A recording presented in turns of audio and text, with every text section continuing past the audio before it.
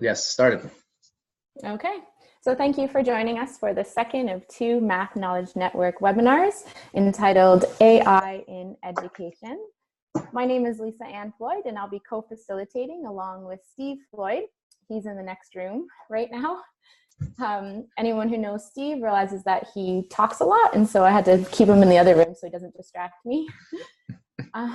Our Twitter hashtag, for those of you who are on Twitter, is hashtag MKN Webinars. So that's with an S, MKN Webinars. If you'd like to share and connect with others, we'd love for you to share on that hashtag. It's a great way to expand your network as well. You can connect with people who are joining with us this evening. We are thrilled that the Math Knowledge Network has funded this event. The Math Knowledge Network, or MKN, is part of the Knowledge Network for Applied Education Research, which is funded by the Ontario Ministry of Education. If you check out the MKN website, you'll see some of the initiatives they are currently involved with, as well as their lists of communities of practice. Those include the math leadership, critical transitions, Indigenous knowledge, and computational modeling. In a moment, Steve will be introducing our first guest presenter, Dr. Andy diSessa of Berkeley in California. He'll be speaking about AI in education. After we hear from Professor diSessa, we'll have the opportunity to also hear from Dr. George Gatanidis of Western University's Faculty of Education, who will be sharing some of what the landscape of artificial intelligence is here in Canada. After we hear from both of our presenters, you will have the opportunity to ask questions either in the chat window. Steve and I can ask on your behalf, or you're welcome to turn on your mic and share your questions that way. We will also have a few questions of our own. Steve and I have been interested in this topic, and we'll be ending at 9 o'clock this evening. When Professor diSessa begins, we suggest having your video and mic muted so that we have a smooth feed as he shares his screen. And once again, thanks so much for joining us. I'll now turn it over to Steve. All right, thank you very much, Lisa. It's my pleasure to introduce everyone to Dr. Andy diSessa. Andy is the Evelyn Lois Corey Professor of Education at the Graduate School of Education at the University of California, Berkeley. He's also a Golden State Warriors fan. So last week, Lisa wore her Raptors shirt, and this week I just sort of had to wear mine just to bug him a little bit. Although the Warriors are already through to the finals, and Toronto is still working on it. But perhaps next week we'll be sending Dr. diSessa an email or two if Toronto gets to the finals as well. Dr. Andy diSessa is his research centers around conceptual and experiential knowledge in physics and principles for designing flexible and comprehensible computer systems. Andy is the director of the Boxer Computer Environment Project, an integrated system that allows non-experts to perform a range of tasks, including programming. His current work focuses on student ideas concerning patterns of behavior and control. We were very happy to have Andy lead our webinar last week, where we discussed the big picture of computers in mathematics education and his view of computational literacy. And a recording of that webinar will be available on the Math Knowledge Network very shortly. We're excited to have Andy here with us this week, where he will discuss artificial intelligence, education, and mathematics. So Andy, thank you very much for being here. I'll pass it over to you now. Thank you.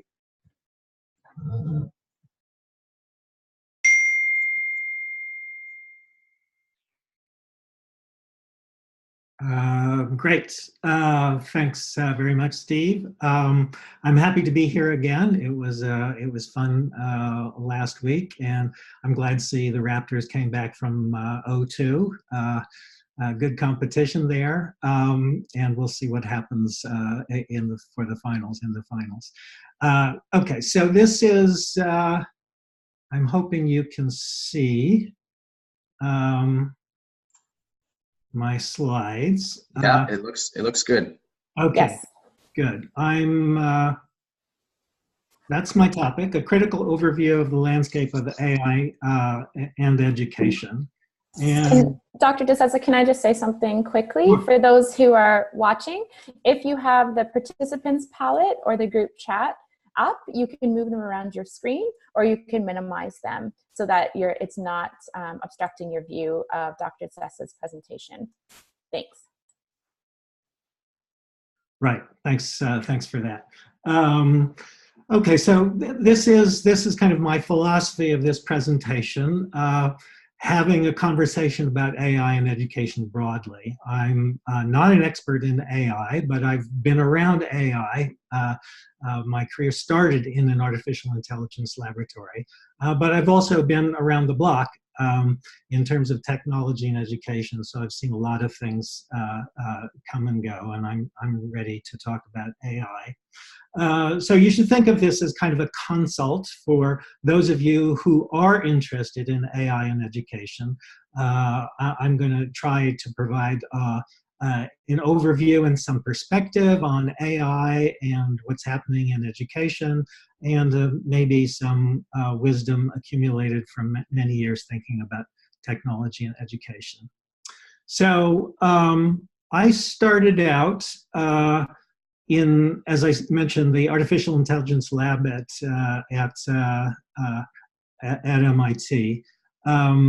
And I'm sorry, I jumped ahead of myself. So here's an outline of what I want to present to you. I want to talk to you a little bit about my early days in the AI lab. And partly this is a way of getting to know me and my expertise or lack of expertise with AI. And also that will serve to provide a perspective on current and future of AI. And in particular, I'll talk about the AI that I saw at the MIT AI lab. Which will be helpful to understand what's happening now and what might happen in the future. My second topic will be what's called second wave AI, deep learning, lots of catchwords here, but it's basically a different technology for doing AI, and I'll tell you something about that, give you a very brief introduction to the core technology, and some characterizations of the technology that I think are helpful in understanding what it can and can't do for education. And I'm going to mention what I call halo analysis methods. Deep learning gets all the press these days in terms of AI and education, but there are a lot of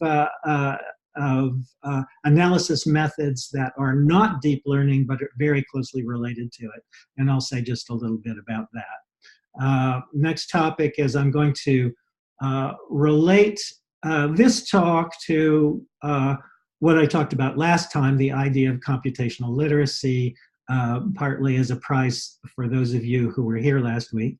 So I will connect to that, but also use it as a partial framework for comparison and evaluation. Next item, I'm going to talk about third wave AI. That hasn't happened yet, but people are looking forward to it, and it again sets some perspective on where we are and where we might be going. The next part of the talk will be about different ways that AI might be used in education, and I'm going to offer some judgments about them, which are often shared, but some of them are probably idiosyncratic. I'm going to be talking about logo-style learning, constructionism, if you know that term, programming as a way for students to do interesting things and learn while they're doing them. That's a genre that I know well and participate with. Another genre is to think about tools that can be useful to students and teachers. A final genre that many people are very interested in and excited about AI with respect to, they have been for 40 years, is the idea of AI providing automated coaches and tutors. And finally, I'm going to do a little thought experiment, which is kind of running you through how I would think about doing AI in education if I decided to do it. So now to start at the top of the list, I joined the AI laboratory at MIT in 1972 while I was a graduate student in physics, and this was taking that job was a part of my transition from physics to education. I had no interest in education before. Well, intuitive and informal interest in education, but nothing professional. Joining the AI lab at that point, a lot of really interesting things were going on. Just the beginning of AI, really, and so everything was a landmark. Everything was new and interesting, and I was particularly interested in the perspective in AI, which is this is a way to model how people think, and this is something that the person who really brought me into the field, Seymour Papert, and his buddy Marvin Minsky were particularly interested in. So the AI at that time has been called GoFi, good old-fashioned AI. And it was, I'm just going to give you a few characterizations. It's hard to put these things in a bottle, but I'm going to try. So good old-fashioned AI was symbolic, serial, local-focused processing. Rule-based systems are kind of prototypical, where you would try to solve a task by putting rules into your system and have those rules run. I took a couple of images from the internet on this good old-fashioned AI, the first wave. You see it's targeted here from the 1970s through the 1990s. That sounds pretty accurate to me. Symbolic, heuristic, rule-based, and handcrafted knowledge systems, and the Myson system that's diagrammed just below was a construction of somebody that I knew pretty well, Bill Clancy from Stanford. And this was a technology of getting knowledge from experts in terms of the rules that they follow and putting them, hand by hand, one at a time, into a system that could do that analysis or help experts do that analysis. And you see that the bottom pictures there are kind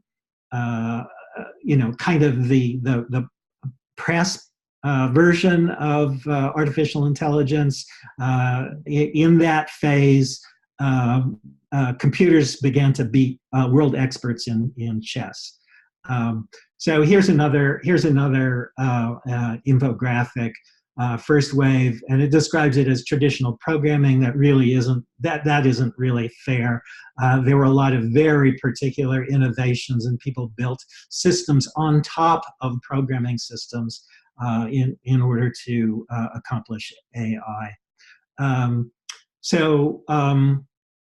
Let me tell you about my reactions to the AI that I saw, and also things that caused me not to follow AI professionally, but to be kind of a watcher.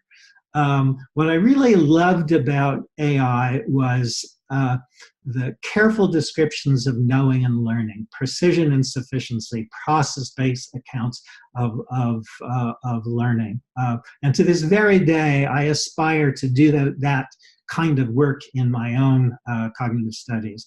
Now, what I didn't care for very much was, what began to happen with AI in education, which was kind of tutoring, making students do particular things in a certain curriculum, and not being able to follow students where they're going or understand students particularly. So that was a kind of instruction that was not compatible with my values of teaching. And I also was unhappy with how AI treated what's in a kid's head, what kids actually understand, and what knowledge do they use in learning, and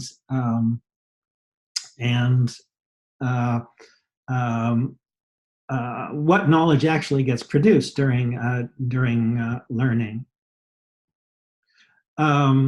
So there was another thing that began happening in those early days, but continued very, very strongly, and that was a move from epistemology, from theories of knowledge and how human beings think about things, to engineering, which is getting a machine to do something by hook or by crook.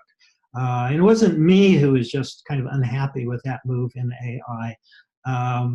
Marvin Minsky told me personally that he thought AI had become boring engineering. So now to the second wave. Deep learning is a code word. These are connectionist learning and performance systems, and I'm going to give you a kind of a sketch of that. Here are the infographics, parallel to the ones that I had before. Second wave, good at learning, perceiving, but minimal ability to reason or generalize. Statistical learning, deep neural nets, advanced text, speech, language, and vision processing, and you can see kind of the popular press again at the bottom. Autonomous cars will almost certainly work using this kind of technology. Voice recognition, and now the chess and Go playing game in the AI universe has a new technology, and the technology just works better than the old technology. So there's kind of just an accomplishment-based change. And here's the parallel infographic from a different source: neural nets and deep learning. So I'm just going to give you the teeny tiniest little sketch of what connectionist architectures and how they work in this new wave of AI. So this is very far from the kind of step-by-step serial processing that constituted good old-fashioned AI. So you see here a set of nodes. These are, you can analogize to brain cells, although the connection is actually a very poor one. Brains don't work in anything like this way, but it was at least given as a motivation for this kind of technology. So each of these little round things are called nodes, and they're basically the repositories of some number, typically between 0 and 1, and the inputs could be pixels in an image. So you would have, I don't know, how many pixels in your favorite image? 500,000 pixels. So you'd have a long row of inputs. Or they could be words that occur or don't occur in a portion of text. So if this node, the top node, was associated with a certain word, then it might be either 0 or 1, depending on whether it's contained in a particular portion of text. Now the lines are how computation gets done. The inputs are set by the thing that you're looking at, but then the computation gets done flowing through this diagram. And so you have in the middle a bunch of nodes in 2 layers in this case, although the architectures are quite diverse by this time. And the input levels are the sources of how the next level and succeeding levels are lit up. So, and each node of the input is connected in principle to a node in the next level. And so if the, depending on the input, the next level gets computed as kind of an average value of all the nodes, except that they're kind of weighted, which is a recognition that some nodes have more connection to nodes in the second level. They might even have 0 connection. The green thick ones are strong connections, and the red ones are actually inhibiting connections, negative connections. So the connections that are between every node in each layer, and then the weights, that is kind of how the signal in one node, at what level it influences the next node. Those are called weights. So Now I'm just going to talk a little bit about what's called supervised learning. There are several modes that these systems can learn by, and this is kind of a canonical one. And this is the usual scheme. Typically involves a huge database of inputs that have been hand labeled by the output. So you can imagine that you have human beings looking at pictures and saying, you know, oh, that's a duck, or that's a cat, or that's insulting, or that's approving. And the goal is to try to get that very complicated system with thousands and thousands of parameters to match the data set. In order to do that, now this is where a lot of work happens. The complex and extended algorithms, keyword is backpropagation, to adjust the parameters, the weights of the network to get a best map from inputs and outputs. And this is an extremely complicated phase. Just collecting the data is typically difficult. And then after you've trained the network, then hopefully it will just kind of instantly, because it's a parallel processing system, once you've got it trained up, you just give it an input, and all of those hidden nodes just control the successive levels back down to the output. So now this is a slightly personalized version of what deep learning can do and what it can't do. A lot of these are pretty consensual, and you'll see a little bit more about that later on. First of all, they're highly specific to a particular task of domain or domain. If you learn to play chess with these algorithms, the algorithms won't do a thing for you when you come to play checkers, or vice versa.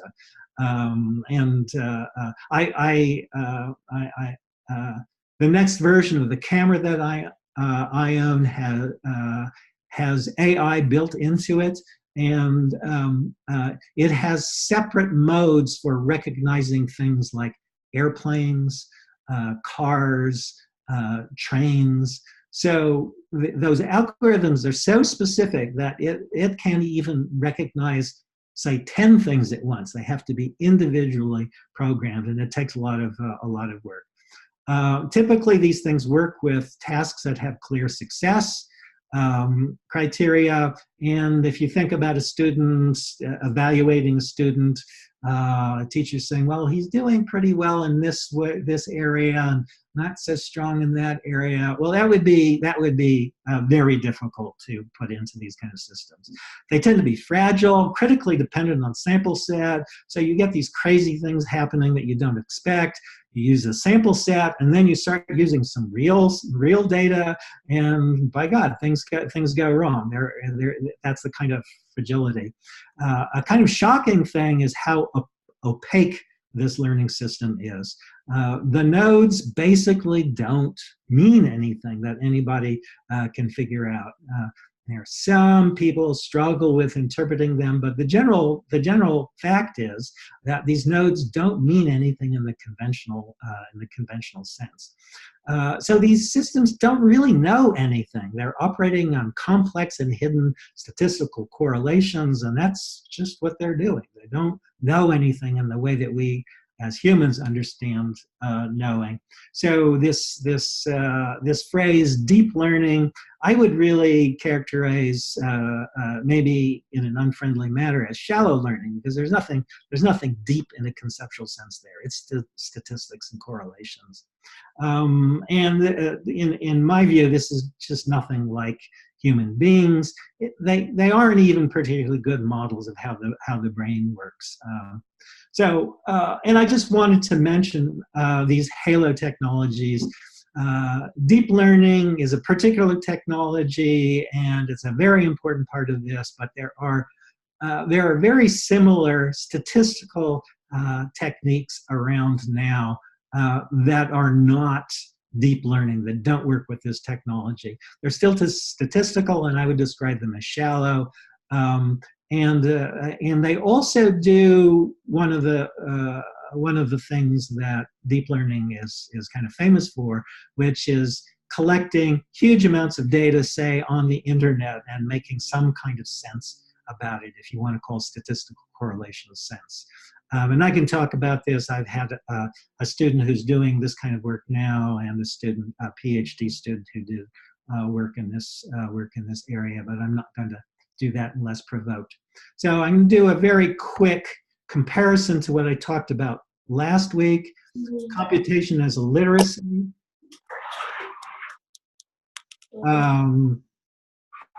And ask the question, can AI serve a similar role? And I'm just going to give you, the course's gloss. The answer that I would give is no. It's just not going to work in the same way. So if it's going to work, it's going to work in a different way. So let me just go down the list. I presented last week a set of principles underlying computation as a literacy. And number one was understanding this as a long cultural process of development. There's no such thing. There's no model of any sort for how AI gets adopted by cultures. Computation can reorganize intellectual domains. I talked last week about how Galileo's work was kind of liberated by the invention of algebra, and the hard work that Galileo had to do, things that high school students can do with algebra now. Well, there's nothing like that in AI. This idea of mediation and remediation, that is, new symbol systems to help people think and learn. Well, these things, deep learning is so opaque and disconnected. There is very little purpose in having students see the insides of one of these deep learning systems. I talked about the idea of reformulation, cognitive simplicity, not there. Interest and engagement, well, this might be something, because people are fascinated with AI, and I'm open to the possibility that there can be some really interesting activities using AI.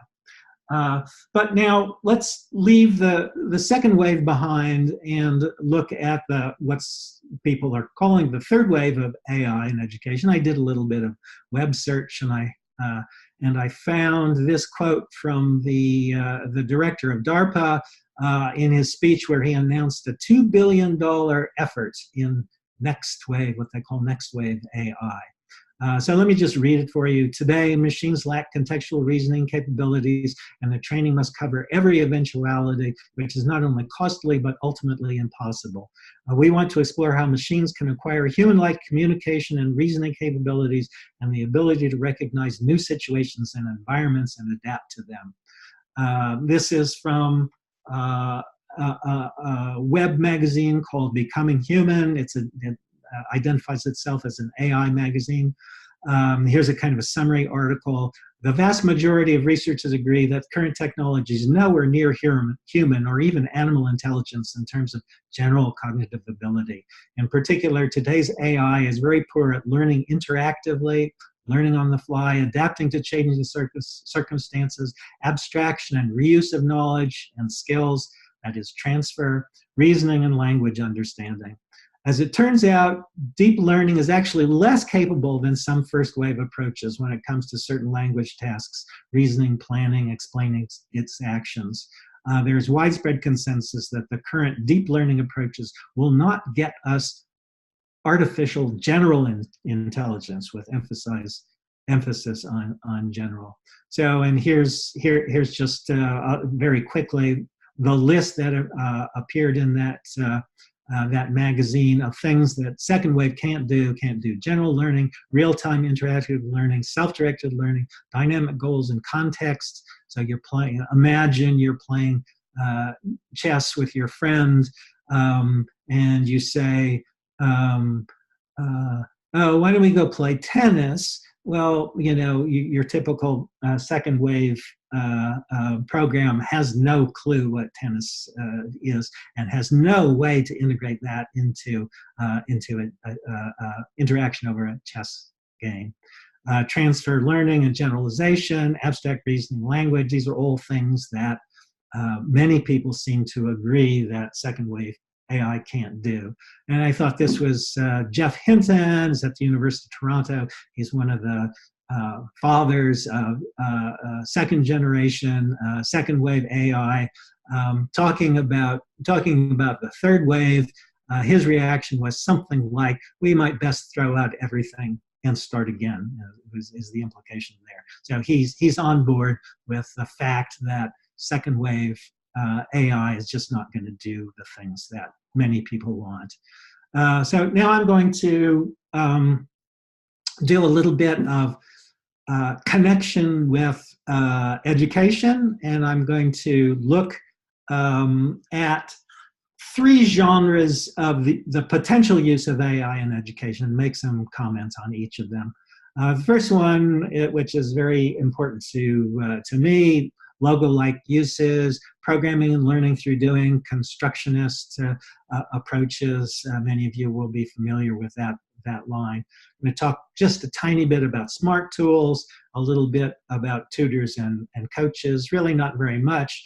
I'll just give you a couple of tidbits on each of those right now, and then I'll go back to the one that is, I think, it's definitely most important for me, but it's also more promising, I think, in the near future than some of these other things.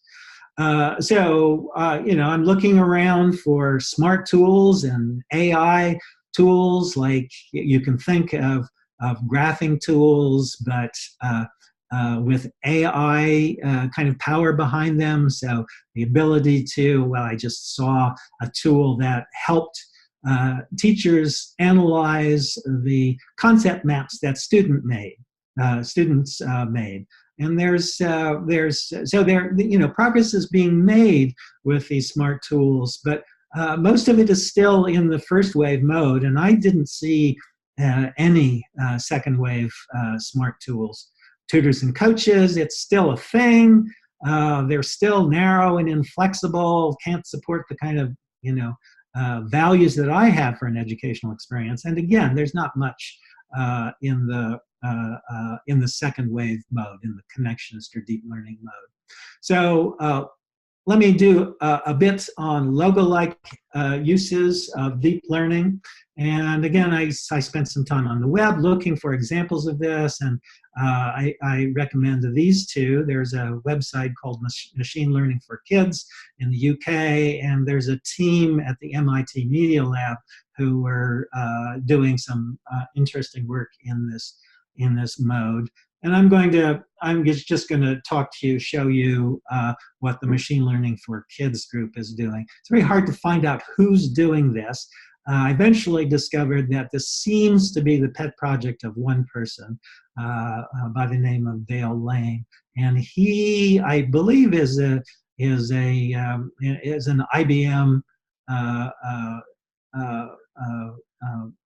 programmer or designer. And I looked at the GitHub site, if you know that, which is sites for people who are in a community developing joint projects, and almost everybody who's working on this Machine Learning for Kids is associated with IBM and uses the IBM Watson technologies that IBM is selling to business these days to improve their business. So this is what Machine Learning for Kids looks like. So you remember I talked about the sample data sets that you needed to train machine learning, a deep learning system, and they have kids do that. They have kids, in this case, they're classifying language tidbits as to whether they're kind and gentle or where they're mean. You can see these are things that kids actually put in. And the mean side, you're a poo head, you're a terrible person, are regarded as mean. And then the next step is, kids are also invited to use graphical images. So these are images of book faces, and they're classified by genre. So children's, sci-fi, romance, thriller, and what the system is supposed to do is to look at a new book cover and make a guess what genre it fits into. So after you collect those sample sets, you literally press a button, and your data gets sent to Watson, and Watson returns for you a connectionist system with all the weights determined, and then you get to do something. So another sort of tangential piece that's interesting here is this is kind of a programmed process. So there are worksheets for students to work through these steps, and that's what's going on here. What you've done, what you're going to do next, and basically it says at this stage all you do is press a button. And this is the system that the kids are actually working with, and the task that's being done here is to take some text that anybody can type in and recognize whether it's kind and gentle or mean, and then change the picture over here on the left-hand side to accord with that. That is the task, and here's the program that a kid might produce to do that. There are what happens when you press the button to train the deep learning system. What you get are a few new primitives in this programming language. This is Scratch, in case you don't recognize it. It's simple programming language for kids, and you just get some new primitives. And basically, what they do is take some text and tell you what category it thinks it belongs to, whether it's kind or whether it's mean. And so here in the program, that primitive is being used. It says recognize the text with a certain input, which is what somebody typed in, and if it's equal to kind, that text, the text kind, then you change this picture to a kind image, and otherwise you change it to a mean image, an unfriendly image. So here's my reaction to that. And I should say these aren't criticisms, but they're worries, because this is an activist project. It's not an academic project. They're really not, they're not giving me the documentation as a researcher that I would like to have. But that documentation is important for my judging whether this is on the road to some really good stuff in education or not. First of all, there's just no documentation of learning. There's a few little tidbits. Kids learn that you have to have a big data set. Kids learn that you need variability in the data set. If you make a big data set that's all identical entries, then it doesn't help. But I don't know what it means to know that. Is that just a fact, or is this some important thing on some long-term intellectual trajectory? Arithmetic, we know, has a long trajectory ahead of it through algebra, through whatever, differential geometry, calculus. But where does this go? Where does knowing that the input data set needs to be big and diverse?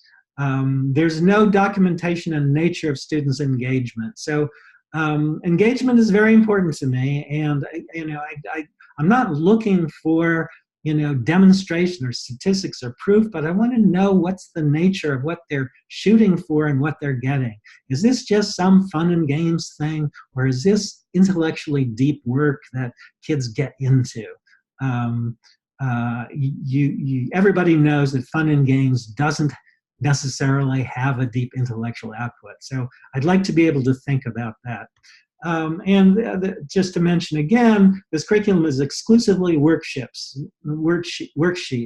nothing open, nothing that's tailored to kids' extended interests. And if you were here last week, I talked about some of the great things and very personalized things that kids did in our instructing motion. So here's a kind of summary caricature. And again, these are worries. I don't know what's going on here. It looks promising in some respects. It looks a little bit like the sorts of things that I like to do. But, you know, at worst, it could be something like this. Kids should learn X because it's trending, and anything they learn about X is just fine. And that's not fine with me. Okay, so pretty much the final piece of my talk, I'm going to do a little thought experiment, kind of thinking out loud about what I would do if I were given a year to plan a project in AI in education. And so I did kind of a micro-miniature version of that.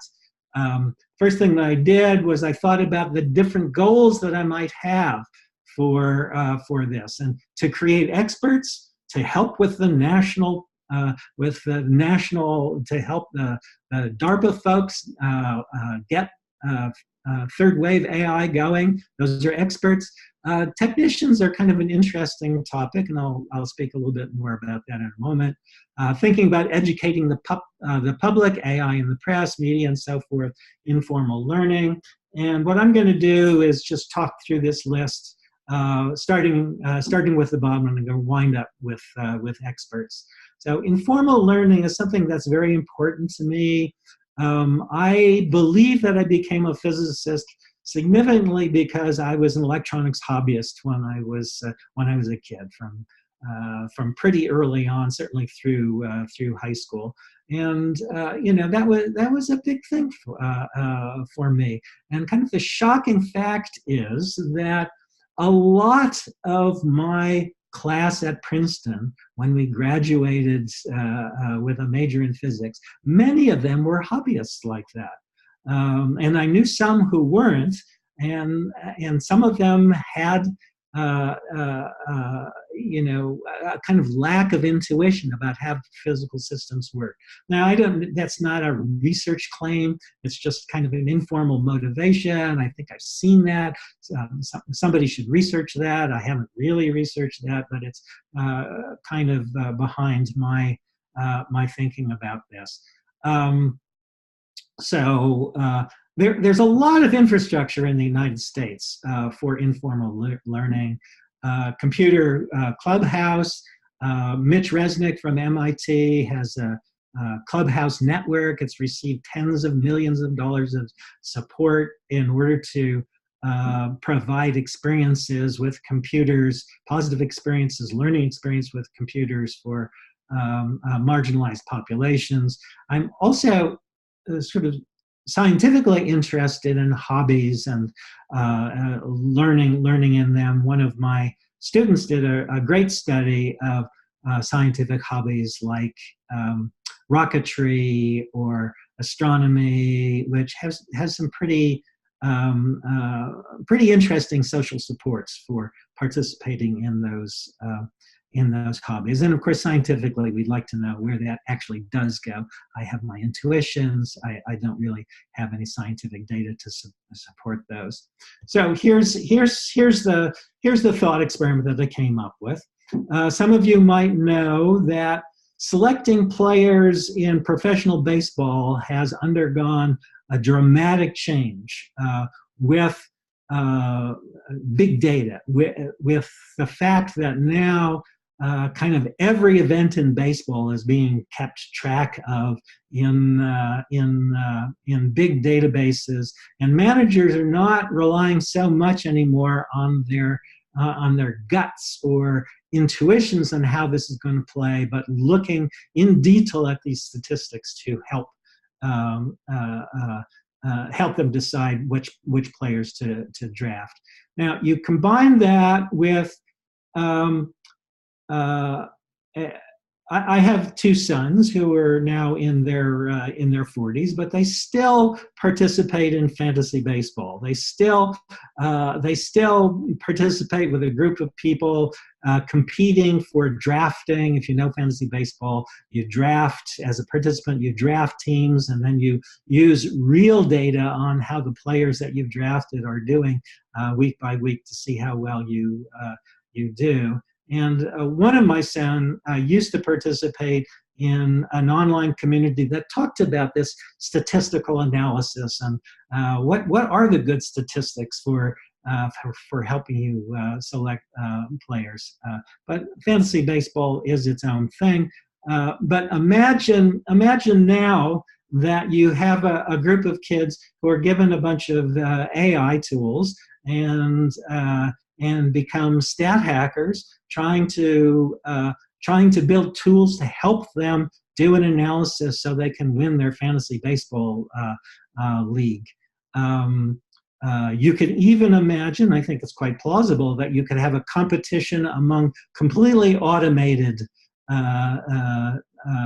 systems. It's not that hard. The default is choose somebody random, or choose somebody that's high by one particular statistic, but you can make very sophisticated things. So that's kind of a thought experiment in the informal learning area. Moving up the list, public, AI in the press, and so on. I'm not going to, I think I will just say nothing about that. They're interesting things to pick out and say, what do you think the public is actually, what kind of sense are they actually making of these assertions that come from these advanced techniques? And then I'm going to talk about technicians and experts in a little bit more detail. Technicians first. There's a real world need for training people who are going to help users of AI resources such as IBM or Watson do their work. And that would be a really quite interesting niche to work into. There's a lot of work on math at work, so-called math at work. What do people actually need to know when doing work? Tutoring IBM Watson users is not the same thing as developing those systems. A very different skill set, but a very interesting skill set. And here there's some nice literature that you can read. Some of my favorite colleagues did a lot of interesting work there. Another image, this is why I quoted technicians, students being technicians in school. And the machine learning for kids folks is kind of in that genre.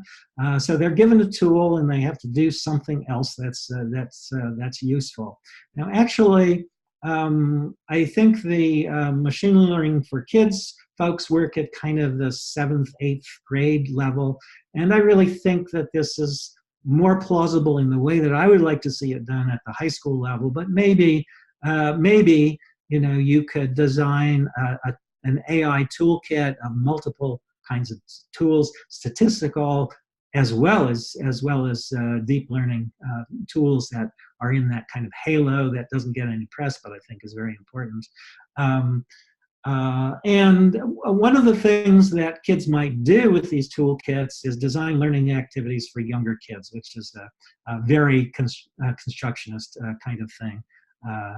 Kids teaching kids fractions. We had kids making games to teach other kids physics. And you can imagine this being connected with sources of big data that might be, kind of kid versions of what's going on professionally.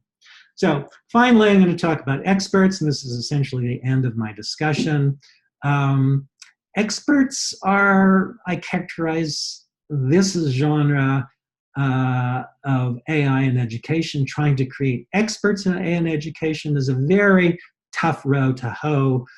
First of all, the future is the most important thing for experts. So it looks like people are getting tired of second wave AI, and the real point is the third wave. So trying to create experts in second wave is not the point anymore. You need a broader set of skills. And in fact, even if you're looking narrowly at experts in second wave AI, it's a fusion of several advanced and complex lines of knowledge. I'll get to this in some detail. So it's hard to know how you break into the current lines of development of algebra, calculus, statistics, computer science. You can't design to change all of those. So how should you break in? So an alternative to really changing the whole pipeline is what I call a tilting strategy, which is to imagine that you're teaching these things like algebra and statistics and data analysis, computer science, and just tilting it toward AI a little bit. Now, this has a disadvantage, kind of a public perception, in that what people want is the sizzle of AI. And here, if you're just preparing students to do AI later on, it's not going to be as sexy, and your proposals are less likely to get funding. So another part of the tilting strategy is to join with other movements. Getting statistics more present in school is one of them. So last thing, here's a thought experiment that I did. Took a couple of hours of my time. And the task was basically just look at this stuff and try to learn it and reflect on what it's like to learn it, what it requires, and if you can imagine doing it better to prepare people better to do this. So anyway, so reflective learning, a list of things to do, what I call powerful partials. What are powerful key ideas that really help you learn this stuff? That's part of the reflection that I like to do. Engaging adjacents. What fun things or engaging things can you build out of this in the path to understanding this? And you can think about, if you were here last week, designing and playing physics games. So to turn these dry academic things into something that's interesting and active and participatory. Computationally mediated experiences. Again, I talked about that last week. And all of these are the standard techniques for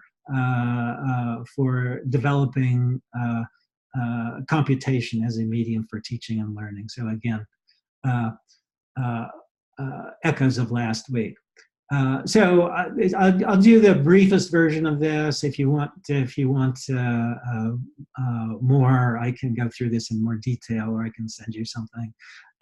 So here's what I saw in going through some online tutorials in terms of deep learning. I saw vectors. George mentioned last week that this might be a thing.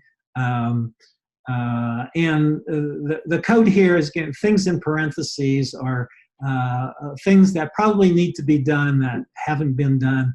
Things in brackets are things that I think can be done, but I haven't really done them.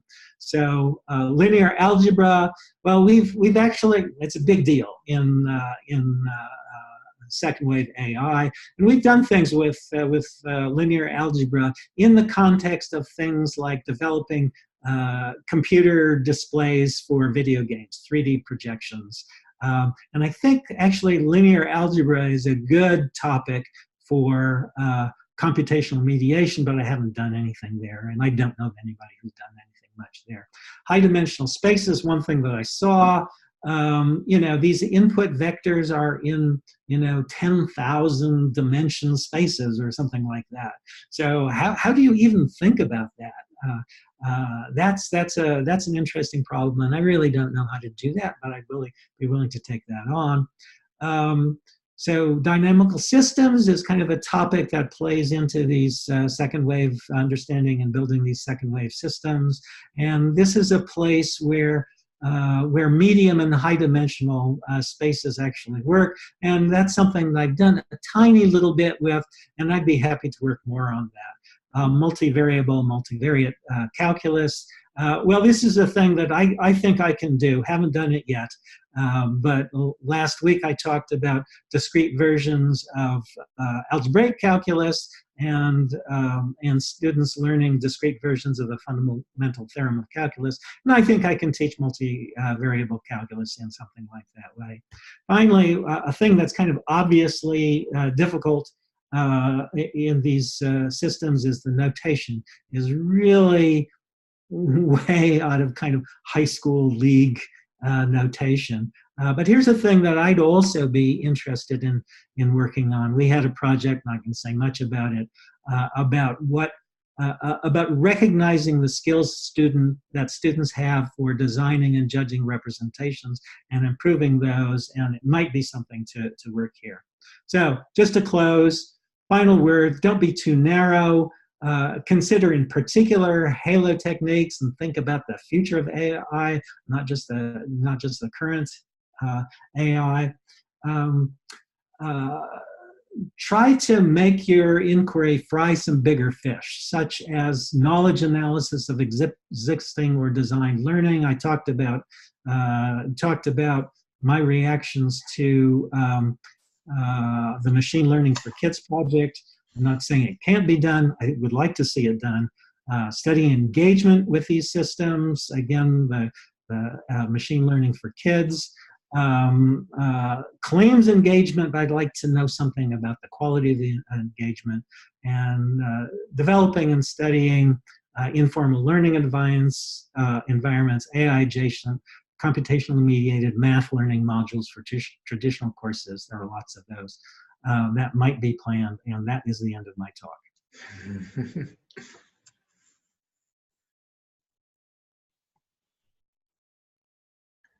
All right, Dr. diSessa, thank you very much. Thank you very much for that presentation. You took us through a historical look and reminded us of the kind of the research that goes back much longer than many of us would think, and much longer, I think, than the media makes us think, even back to sort of 60s and the 50s in AI. And then you took us through some very specific examples of curriculum. And as you were doing that, I was thinking, well, I wonder what Andy would design then if he had the opportunity. And then you took us through all of that, precisely what you would design, and talking about tilting and the idea of tilting some of our instruction towards AI. And it's motivated me to think of some of those concepts you explained on, I think it was the second last slide. And it also motivated me to fry some bigger fish. And I think I'm going to write that down somewhere and have it kind of over my computer. And I think that's a very important goal in terms of any of these new things that we're looking at, like education and research, is to do that. Let's fry some bigger fish. Let's see how far we can go with this rather than just touching the superficial level. So thank you very much. We're going to wait and hold questions for Dr. diSessa because first we're going to have George Gadonides. Dr. George Gadonides is going to present. George is a professor at the Faculty of Education at Western University, where he researches mathematics education with a focus on technology as well as the arts. George spends quite a lot of time in elementary and high school classrooms collaborating with teachers to design interesting ways of engaging young children with big and important math ideas. His recent work focuses on mathematics and coding with an emphasis on modeling mathematics through code. Also, George and his wife, Jeanette, recently published AI Farm, which is a reimagining of George Orwell's Animal Farm. And he's been visiting elementary classrooms and working with students and teachers in the area of AI using this graphic story, and as well as a coding AI app. So it's my pleasure to welcome George. Thank you very much. Thank you so much, Steve. So I'm going to be very quick.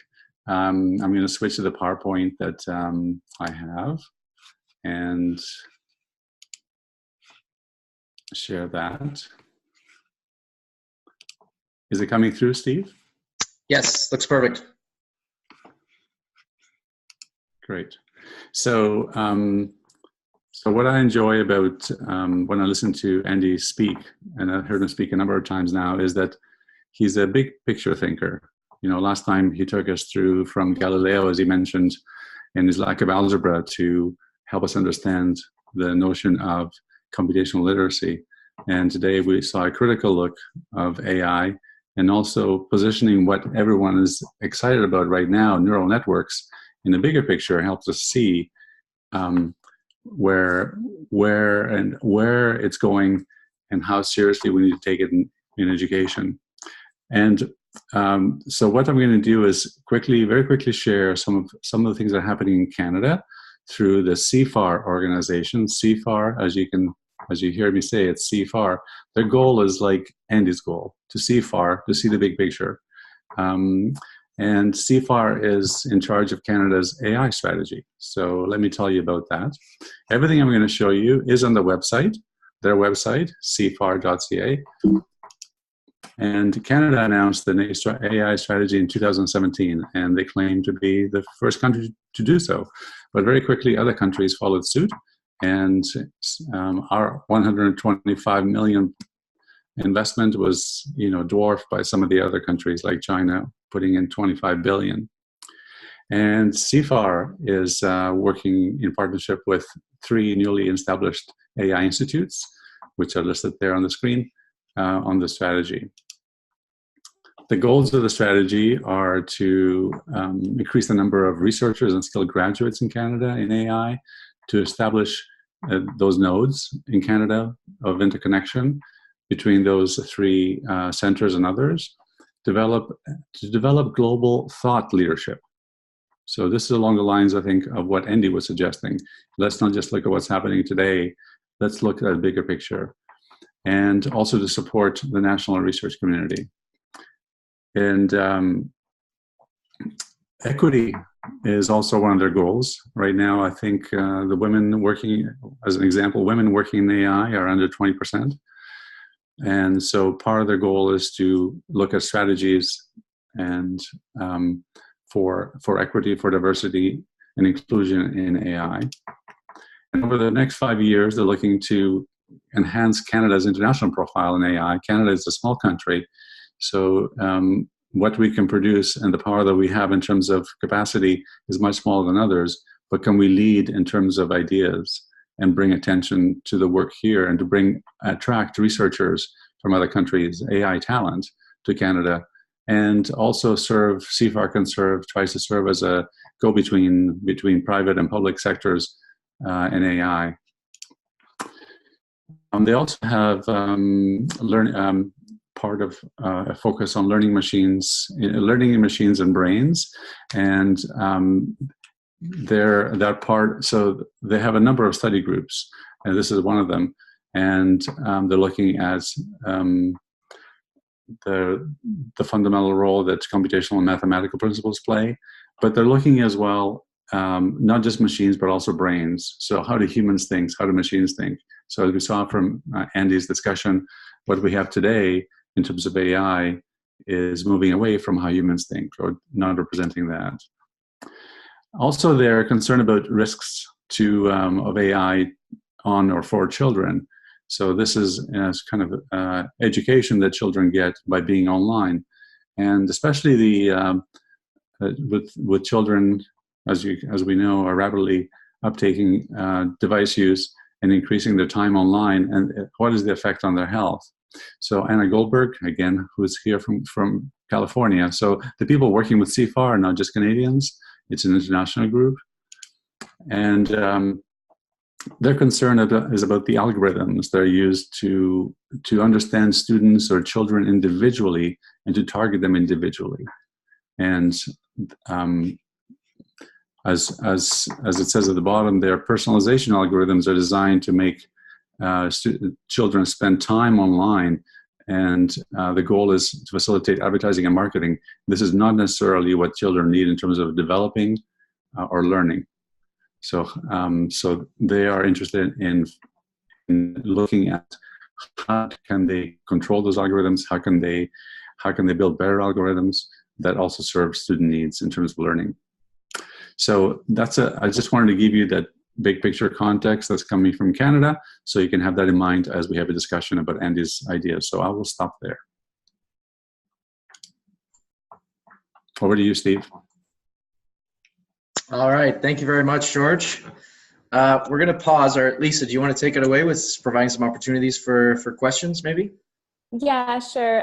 We're happy. I'm just going to turn on my chat window so I have it. There we go. So we'd love for you to either share questions on the chat window, or you're welcome to turn on your mic and we can see whose mics are turned on. That will kind of let us know that you're interested in asking a question. But in the meanwhile, I have a couple questions on my own. So I'll go ahead and ask one of those. And then if those of you joining us tonight have some questions, you could either type them in the window, as we said, and we can ask on behalf or speak out. Okay, what should I ask? I've got a couple things here that I've been jotting down throughout. One of those is, what role do teachers have in teaching the ethics surrounding artificial intelligence?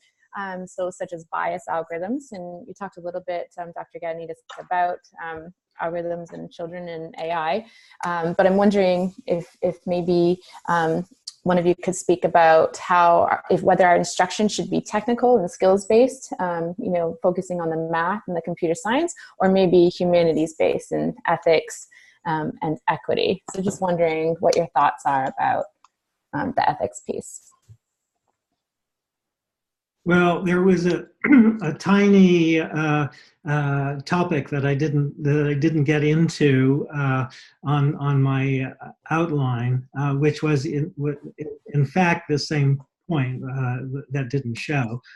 The societal and ethical issues surrounding AI are certainly pretty visible and almost certainly important. So. Now, the reason that I didn't talk very much about that is that I tilted very much toward math and science learning. But I think, ethics and responsible citizenship are important things as well. And I would hope that they would show up. It's just that I'm not going to be a player in that game. And I was guessing that we didn't have a lot of ethicists listening to this talk, so I didn't go into that. Thank you, Dr. diSessa. I'm also wondering, I'm just keeping an eye on the chat window here. One of the things that many of us have found in trying to come up with activities related to AI and big data, I know some of the people on here tonight have made that attempt, and I'm just wondering, it requires a really high skill set, sometimes beyond secondary school. So I'm wondering, do you have any ideas? You shared some of your ideas about how we can make them open-ended, more design-focused. I'm wondering, do you imagine us using an artificial learning environment for the students so that we can ensure it's accessible for the younger students? Because, some of even the big data sets, you need better technology to actually work with those. And you also need, as I mentioned, that higher skill sets. I'm just wondering, a little bit curious more about your ideas, because you talked about the thought project or what you were thinking about. So wondering if you can comment on that.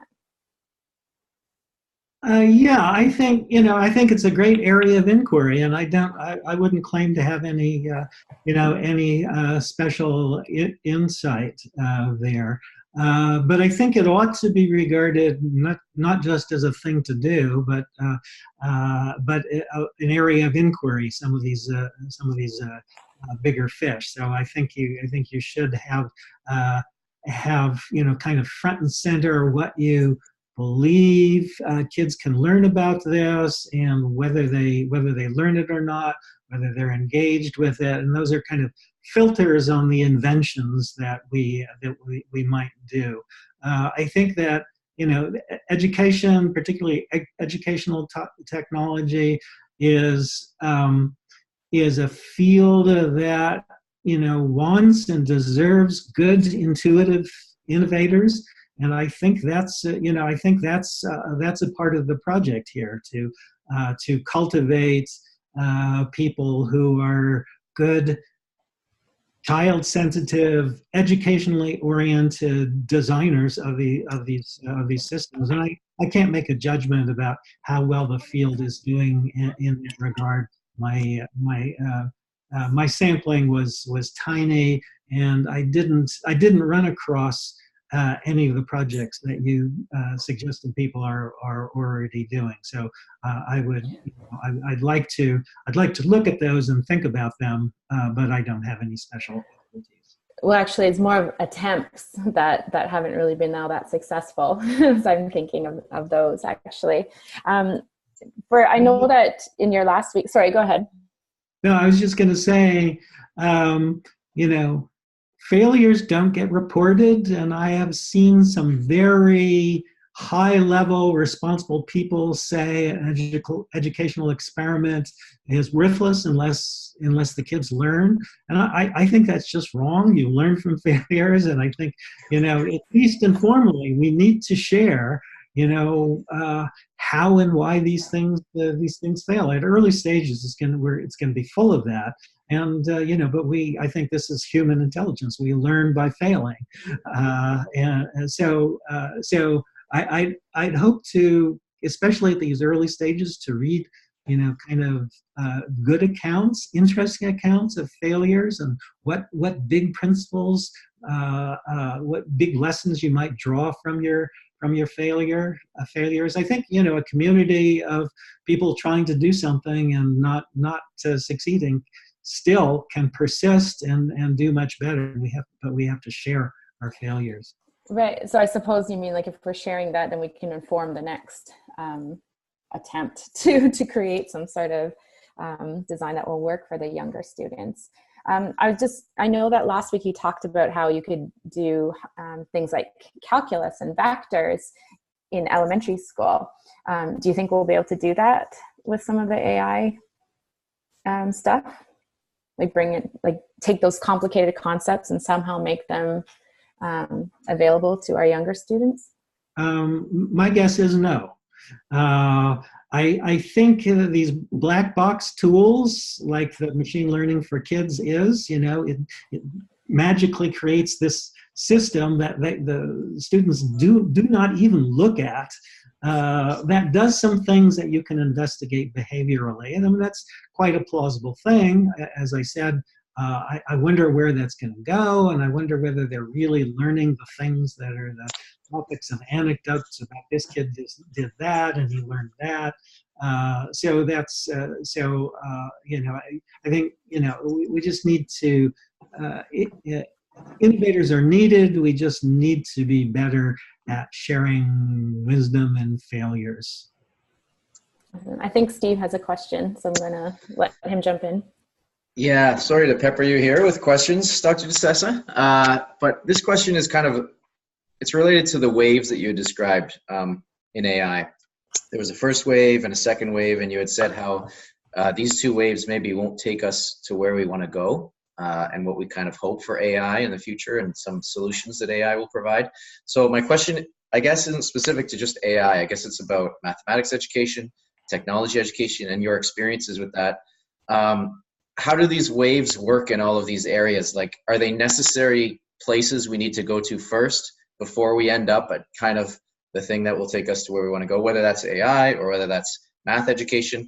Do we have to process through these waves, or should we be able to look ahead and say, no, this is where we want to go? Like, are these necessary steps we have to go through in order to get kind of an understanding of where we're headed? Or do you think we should be able to see kind of the end and get there, somehow get there a little quicker?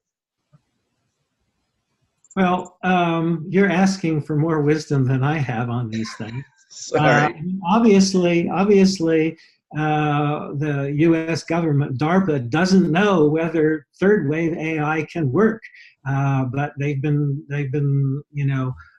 working for a while in the second wave, and they've gotten some things that were probably a consequence of recognizing the limitations of first wave and the promises of second wave, these neural systems that are really quick to operate and are much more plausible now that we have huge amounts of computational power. It's really hard to build these connectionist networks, and it's kind of remarkable that the students in machine learning for kids could just click a button and sort of 5 seconds later they've got this learning, they've got this network. I mean, that's pretty remarkable. I'd like to know how long that would take on the computers that I had when I started my work in education. So so it's a very complicated thing. You're always looking for the limitations in what you have. Well, you run into those. It fails to do things that you like it to do. And setting your sights on the next thing, and setting your sights on the next thing is both a a goal and possible ways to get there. So, Connectionist, second wave AI has really been made practical by the speed of machines and the internet as a repository of huge amounts of data to work in the system. So, I don't think that there's any. I don't think there's any. This is a complex process of imagining what this thing can, these techniques can do for you, of trying it, of reflecting on the successes and the failures, and capitalizing on new things that pop up that seem to do things in a better way or on step to those high-end goals. I think for me, it's a very familiar process. I think AI is going through its version of that. If you think about the learning sciences, I think things become popular and everybody's doing X or everybody's doing Y, and then they discover, oh well, that doesn't solve the world's problems. Let's look around and make up some other way of thinking about these things and try that. So no wisdom to add. What's happening is not a surprise to me. It's kind of the way science goes. You solve some problems, you never solve them all. There are new problems that you want to solve. Sometimes you need new technologies to get to those problems. Sometimes you just need new ways of thinking about it. It's a complicated issue, but I think it's a familiar one. I think most people who look at the development of fields would recognize that. So we have a question from somebody who's joined us today, but I'll just say that you're making me a little bit worried about tomorrow, Dr. diSessa, because I'm going into a class on behalf of Dr. Gadanidis for a grade 6 class, and we're working on an AI project related to mathematics and a story as well. So I'm a little nervous, but hopefully we'll be able to share some findings that are if hopefully not a failure, but if they are, we can feed into the next piece. But I'm excited about that project that we're doing tomorrow. So we have a question, I believe from Leanne. She's currently doing her PhD in educational technology with Marlene and Carl at OISE. That's in University of Toronto. And over the last decade, learning analytics has been gaining prominence in the field of CSCL and learning sciences. She would like to know, how do you think learning analytics fits into the conversation of AI in education, computational literacy, mathematics education, etc.? So how do you think learning analytics fits into the conversation? Okay, a difficult question. I guess I set myself up for difficult questions, didn't I? We would love to hear your insight on this. Yeah, I think there's a familiar pattern here, which is that there's a new technology and new sources of data that people are really excited about, and I can imagine getting excited about that myself. But I'm an outsider there, and I'm patient, and I'm not expecting them to solve all the world's problems. In fact, I think I can name some problems that they're not going to come close to. I think a lot of learning analytics doesn't get down to the ways that kids actually think. It's looking at things like actions is a certain kind of assessment technology, generalized assessment technology. So it certainly has a role, I think, particularly in policy areas. I think learning analytics will get more be able to use more data and get more data from that. I don't expect it. Well, I could be wrong about this. I don't expect it to get anywhere close to the things that I want to do, which is to understand how kids think and how kids learn in this kind of process way, down to the nitty-gritty, following students learning something kind of moment by moment. I can play the other tune as well. As I said, one of my students is doing analytics and learning. I'm not going to say that he's not going to he's not going to succeed. He's actually interested in doing some of the same things that that I'm doing. So that, you know, there are guesses. I think the best. I'm not gonna convince him or anybody else that they shouldn't pursue analytics. And that's not my business. And you know, to be God of future science and development, you know, it's not my guess. It's not my favorite thing. You know, it's, you know, in some cases it's getting kind of tantalizingly close to doing interesting things. I'll tell you stories if you like, but I'd rather, you know, and it's maybe this is just my nature as a scientist and the skill set that I have.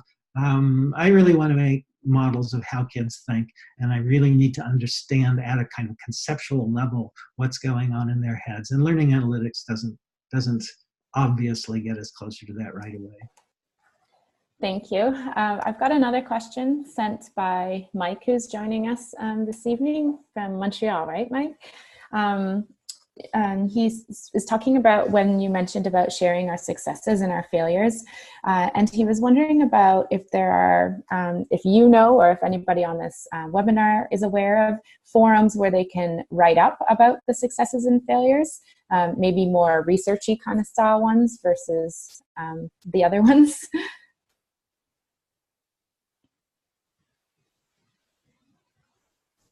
Wondering if anybody knows about those, or you, Dr. diSessa or Dr. Gadenides. Well, I think that's a thing that's undervalued in our culture, and I would, you know, I would advise people to look around for context in which that's happening, and if you have an opportunity, you know, make it a little bit more visible, and make places that where you can do that. And I'm, you know, I've spent a lot of time being editor of journals and on editorial boards, and there just is this bias towards success. Now, failure can be really boring if it just doesn't work, and I don't know why. That's not interesting. But I can recount some of our failures, and I sneak them into papers, more often in book chapters where you have a little bit more open space. So I would advocate that we find and recognize better avenues for principal designers, one that aren't just designing things and their description of, as well, it worked or it didn't work, that's not useful to anybody. But if you have, you know, for example, this is kind of the area of design-based research. If you're developing some science and have some principles that you'd like to put forward for how kids learn and when they're going to fail to learn, and you try something and it works and you can blame the principal for it, put the principal at risk, then you've got something that I'm interested in reading. And as I said, I try to sneak those into conventional publications when I can. Great, thank you. And I'm noticing on the chat, many people have been sharing links to various resources that some of us might find useful. So if I'm able to, I'll look in the chat history and share that with those of you who are interested. Steve, did you have a question? Yes, unless you have any others, Lise, from any other participants. Not from participants right now that I see. I see a lot of comments, but I'll let you jump in with a question. So I was going to ask, sort of as a final question, as time is winding down. This question is for Dr. diSessa, and then I'll pass it over to Dr. Gadenides to answer as well, hopefully. Andy, in one of your slides, you talked about some curriculum resources or a project that people were working on, and you asked about what was the end goal. So having a clear focus on, you know, are we just teaching a couple neat little things? Here's a tidbit about AI, here's a tidbit about AI. And you said it's very important for us to determine what the end goal is. So I'm going to put you a little bit on the spot. We have a lot of K-12 educators here as participants. So I'm curious, at the end of grade 8, what would be a great end goal for a student in terms of AI? And let's say at the end of grade 12, what would be a good end goal for a student as they go into post-secondary or they go into the wide world of work? So that's kind of easy and hard. So I'll do the easy part. which is, when I did my little kind of task analysis of what I felt I needed to know to understand these tutorials on machine learning, well, there's a list, and it's kind of a recognizable list, and I have approaches that I feel either have been at least partially successful or can be if I turn my attention seriously to them. So I think, for example, doing multivariate calculus in high school is a no-brainer. I think I can do that. Maybe I'm wrong. That will be interesting. I promise to write up a paper on how that failed if I get to trying to do that and it doesn't work because so there's an example. I think another line that I'm really quite committed to, although it's a little hard to explain in 20 seconds, but the last thing on my list, understanding notations, understanding representations. I think that's a big deal, and I think mathematics education has not paid much attention to that. So, and we did some things that I could talk about with our 6th grade students. One of the main examples that I used last week that showed that students are really skillful at designing and judging representations. So there is an activity that can develop, I think, a generalizable skill that should allow them to understand new representations better. And it's kind of a kind of thing that I like to do most, just discovering that kids actually have skills, but just not the ones that you're trying to teach. So the strategy is to build on those. So that's a thing that I'm quite confident can be done as early as 6th grade. And actually, I've had some colleagues and friends who've been working on that agenda, getting kids to be wiser about representations and their value and how to judge them and how to design them. I've had, as I said, some friends and colleagues who've done that in earlier ages. So that's something that we can work on now. And it's part of the AI picture. But again, that's one of the key problems here. AI is a highly technical field, and it draws on many, many things. So one of my main strategies implicitly here is to divide it up into pieces, and then some of those pieces we definitely can get at sooner. Set goals and see if we can meet them at early ages. And I just gave you 2 examples. I think we do a lot with judging representations and understanding representations. Maybe not the ones that are useful in AI right now, but maybe so. And the multivariate calculus, as I said, that's going to be a no-brainer because we've done univariate calculus to a level that I'm pretty happy with and excited, and I just don't see why multivariate calculus is going to be harder. And in fact, that's a planned chapter in the book that I'm writing. Oh, great! Fantastic. Sounds like we need to fry some bigger fish then with these kids. Is the moral of the story? It sounds like. I'm going to see if Dr. Gadonidis would like to respond to that question. Hi, George. Thanks, Steve. So to add what Andy talked about, I think I'd like students to be able to see artificial intelligence in other things around them. Like, for example, democracy is an artificial intelligence in a sense. So we created a system that works with us and for us and controls us in many different ways.